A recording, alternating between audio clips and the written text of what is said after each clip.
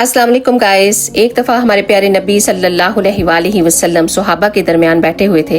आप फरमाते हैं कि क़यामत वाले दिन अल्लाह सुब्हान व तआला तमाम अंबिया के लिए नूर के मिंबर बछाएगा और हर नबी अपने मिंबर पर बैठ जाएंगे और हर नबी अपने मिंबर पर जलवा फरोज हो जाएंगे। आप सल्लल्लाहु अलैहि वसल्लम ने फरमाया, मेरा मिंबर खाली होगा। सहाबा बड़ी हैरानगी से पूछने लगे कि या रसूल अल्लाह, आपका मिंबर खाली क्यों होगा?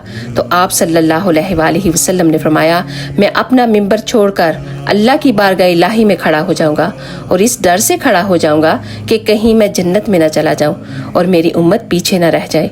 यहाँ हमारे प्यारे नबी सल्लल्लाहु अलैहि वसल्लम मेरी और आपकी बात कर रहे हैं।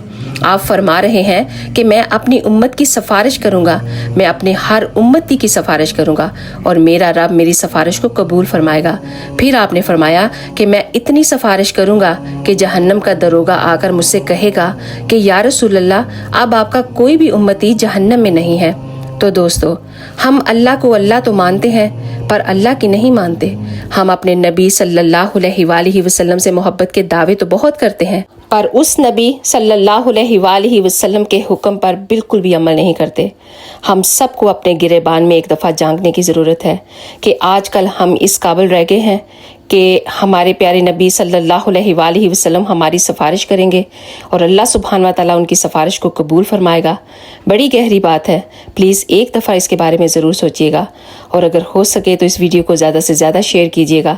अगर आपकी वजह से कोई इस पर अमल करने लग गया, कोई राह रास्त पर आ गया, तो उसका भी सवाब आपको मिलता रहेगा। आप सबका बहुत बहुत शुक्रिया। जज़ाकल्लाह खैर।